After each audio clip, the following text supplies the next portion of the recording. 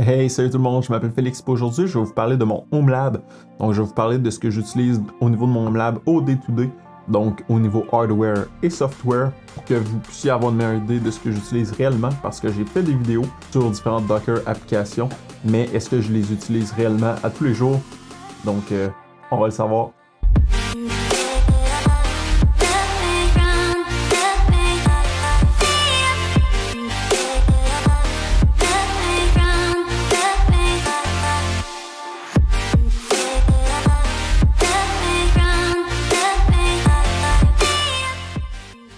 La première chose que je vais vous dire à cette vidéo-là, c'est un gros merci pour le support pour ma chaîne. Donc j'ai atteint les 500 abonnés, je suis vraiment content, c'est une belle journée pour moi d'atteindre ce bel objectif-là. Donc encore super, des beaux projets pour le restant de l'année. Donc c'est ça que je voulais vous dire. La première section de cette vidéo-là, ça va être au niveau hardware. Donc je fais juste un petit rappel, j'ai un Raspberry Pi qui roule Pi-hole en arrière.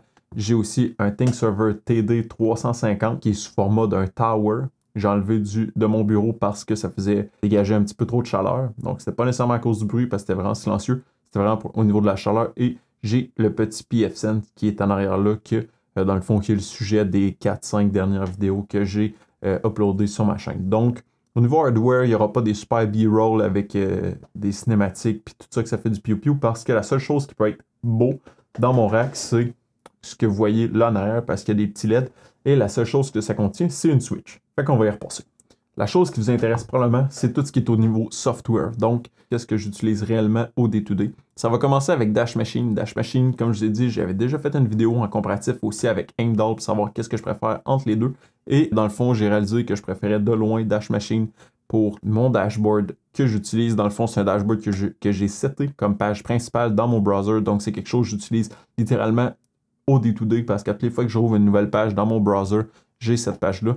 Donc, pour avoir accès à mes différentes applications, Docker, tout ça, mon routeur, Pi-hole, c'est toutes des choses que j'utilise normalement au day-to-day, mais qui me permettent d'avoir un accès beaucoup plus facile que des bookmarks. Donc, ça, j'adore ça. Et la raison pourquoi je la garde, c'est que je suis en mesure de séparer vraiment par section. Donc, networking, Pi, Docker, j'aime vraiment ça, tandis que Heimdall, c'était plus ou moins regroupé, fait que c'est pour ça que je préfère Dash Machine et le fichier de configuration est facilement parsable d'une machine à une autre. Fait que c'est pour ça que j'adore vraiment ça.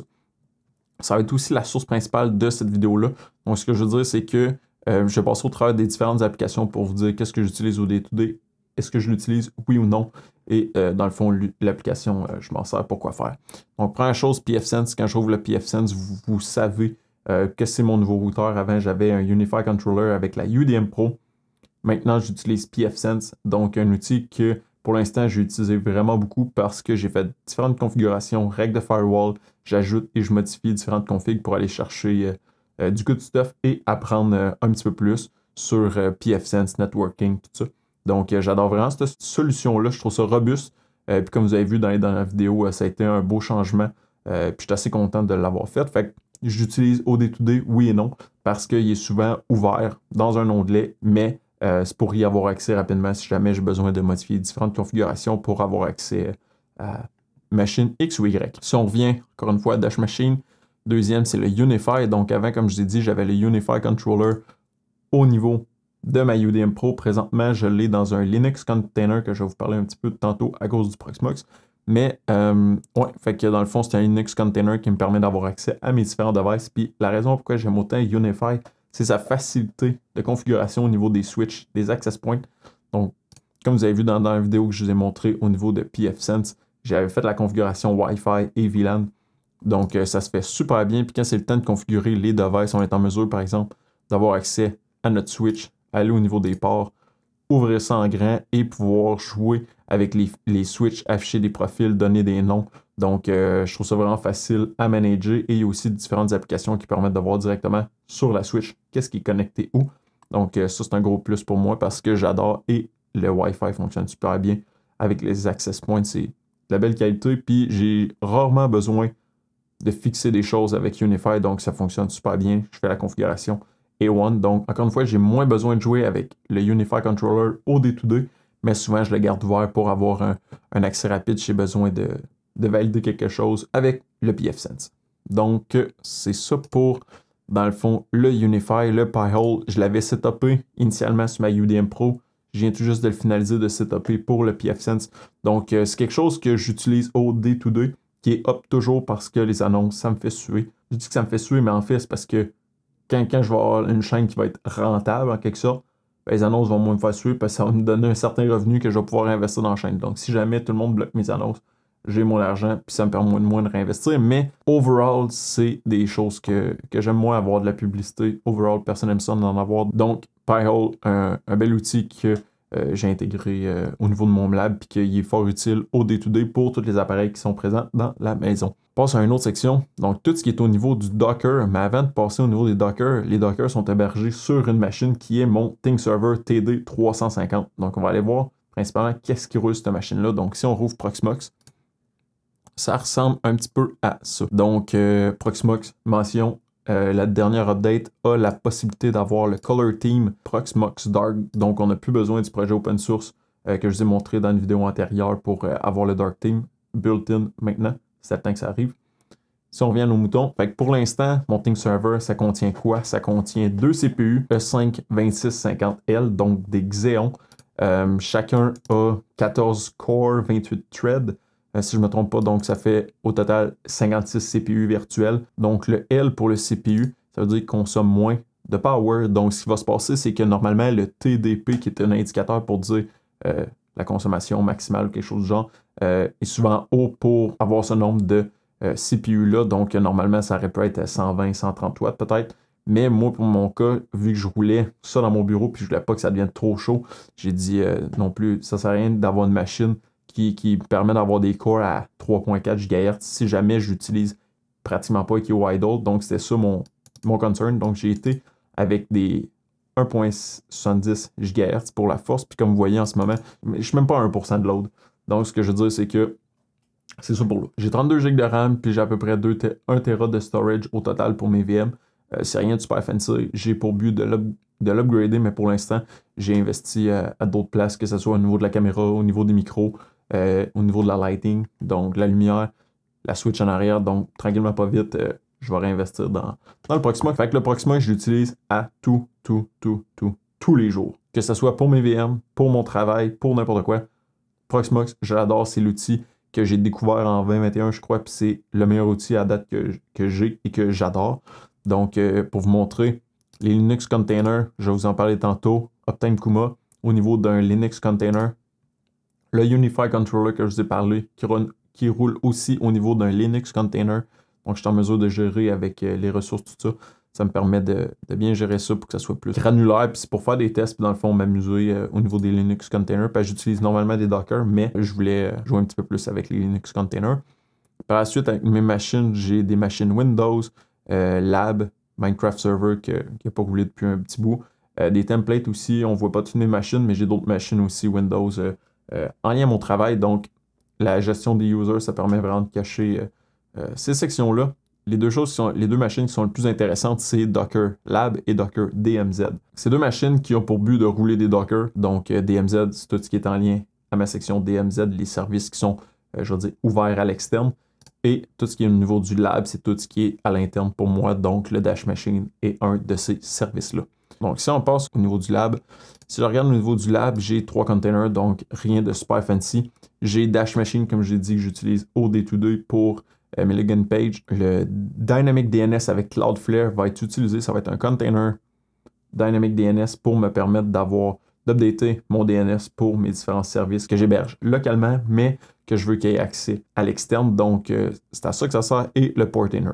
Je n'ai pas grand-chose qui roule sur ma machine de lab, mais le but, c'est quand je fais des tests avec, par exemple, pour des vidéos, des choses comme ça, je vais venir installer le Docker sur la machine de lab et par la suite, peut-être la configurer au niveau de DMZ si je veux que ça soit ouvert à l'externe. Sinon, je vais venir la garder au niveau de ce container-là. Mais pour l'instant, j'ai rien de plus. J'aimerais ça avoir peut-être un Grafana puis un Prometheus, peut-être quelque chose du genre Guacamole. Fait que une couple de choses qui vont venir prochainement là, que j'aimerais ajouter pour tester puis voir est-ce que j'utilise réellement au day-to-day, est-ce que j'en ai besoin. Mais pour l'instant, c'est ces 3 services-là qui roulent sur mon Docker de lab. Pour ce qui est au niveau du DMZ, donc c'est un petit peu plus, il y a un petit peu plus de services que j'utilise et qui roulent au day-to-day. Donc, Little Link, Portainer, comme vous voyez, le PwnDrop, Traffic et Yacht. Chaque service a sa propre utilité, puis il y a des raisons pourquoi je les garde. Donc, Portainer, c'est vraiment pour avoir une meilleure gestion de mes containers. Donc, j'utilise Portainer pour gérer plus granulairement et plus en détail mes containers si jamais il y a des troubles à ce niveau-là, voir la journalisation, les logs, les ressources que ça consomme, tout ça. Quand j'ai besoin de faire du debugging au niveau de mes containers, c'est avec Portainer que je vais parce qu'il y a beaucoup plus de détails, beaucoup plus de fonctionnalités. Donc, c'est un go pour ça. Je le garde. Je n'utilise pas nécessairement régulièrement. Ça va être plus dans mon section debugging, donc pas au day-to-day, mais quand même un tool vraiment intéressant à voir. Donc, on va switcher. On va aller au Yacht. Ce qui va se passer, c'est que Yacht, j'aime bien ça parce qu'il y a des templates custom. C'est pas quelque chose que j'utilise non plus au day-to-day Yacht, mais c'est quelque chose que j'aime quand même bien avoir parce que si jamais je fais une vidéo sur un sujet que j'ai besoin de déployer quelque chose rapidement pour le tester, je trouve ça super intéressant d'avoir un outil comme Yacht qui me permet de faire le déploiement, par exemple, GoFish, de faire un deploy en quelques clics, avoir le GoFish, le tester, faire la vidéo avec, et après ça, si je l'aime vraiment, je vais faire une configuration au niveau de Docker Compose File pour après ça faire le déploiement dans mon lab ou dans ma section DMZ. Donc, c'est vraiment à ça que ça sert Yacht pour la génération peut-être d'applications plus rapides et de faire des différents tests à ce niveau-là. Donc, c'est pour ça que je l'adore. C'est minimaliste, c'est rapide, mais c'est pas cet outil-là que je veux utiliser si j'ai besoin de faire du debugging parce qu'il y a beaucoup moins de features. Le tool d'après, c'est Traffic qui va permettre de faire l'introduction pour mes autres services de DMZ. Donc, Traffic, comme je vous ai dit, c'est un reverse proxy que j'utilise pour permettre à mes outils de l'externe de reacher à l'interne. Donc, reverse proxy pour faire les connexions, puis que ça reach au niveau d'une IP et que ce service-là redirige vers mes bonnes applications. Donc, Traffic, j'utilise à tous les jours indirectement parce que... Oh, j'ai fait un beau dégât. Parce que, dans le fond, ça permet à mes applications d'être reachable à l'externe. Donc, Traffic, je le garde. Est-ce que je l'utilise à tous les jours? Oui et non, parce que je ne l'utilise pas directement, mais par la bande, je l'utilise à tous les jours.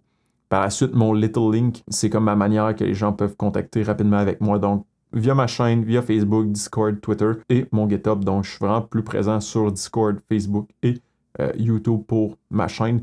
Mais c'est une manière rapide pour vous d'avoir accès au contenu que je fais et de trouver une manière rapide pour se connecter avec moi. Au niveau du PwnDrop, un autre outil que j'utilise rarement, mais que j'aime bien ça avoir. Donc, ça me permet de faire du transfert de fichiers sans trop de problème. Donc, je me connecte, c'est accessible à l'externe.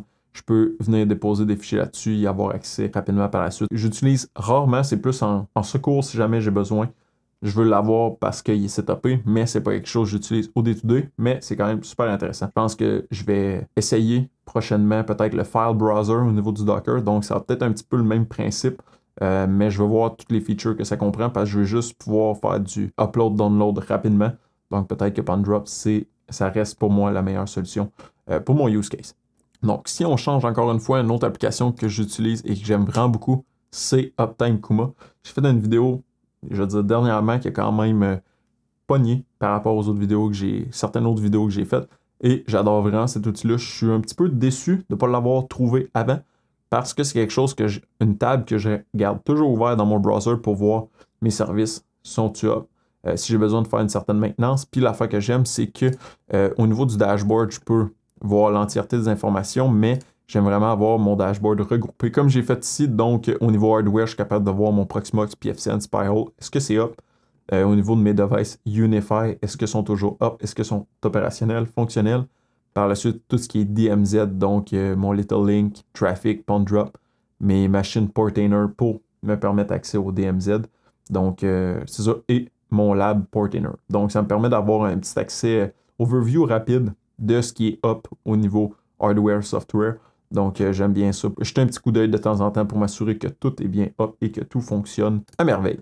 Donc, je vous dirais que c'est pas mal ce que j'utilise le plus au day-to-day. Comme je vous ai dit, j'ai installé plusieurs outils avec le temps. Donc, vous retrouvez probablement pas là. Pourquoi? Parce que c'est pas quelque chose que j'utilise nécessairement au day-to-day et que j'ai une fonctionnalité, une nécessité à avoir ces solutions-là dans mon home lab. Overall, ce que j'utilise au day-to-day, c'est le Proxmox, c'est le Dash Machine, Uptime Kuma, et par la suite, par la bande, c'est tous les autres services que j'utilise pour mon networking, pour avoir accès à mes services externes, pour mes debugging quand j'en ai besoin. Donc, tous les autres services vont suivre, mais Proxmox, Uptime Kuma et Dash Machine, c'est vraiment les services que je préfère et que j'utilise au day-to-day. 5 notes pour du hardware. J'ai 2 petits appareils que j'ai que vous allez probablement connaître. Le premier, Raspberry Pi 3. Donc, si jamais vous avez des beaux projets à faire avec cet outil-là, j'en ai un qui traîne chez nous que je n'utilise pas. Donc, mettez ça dans la section un petit peu plus bas si jamais vous avez des super projets que vous voudriez voir ou qui vous intéressent. Ça pourrait être une bonne idée de projet pour utiliser avec mon Raspberry Pi et le Qbox i4 Pro. Donc, c'est quelque chose que probablement peut-être moins de gens connaissent. Le Qbox étant tout petit. Donc, c'est un tout petit appareil avec quand même une coupe de ports. Donc, ça ressemble un petit peu à ça.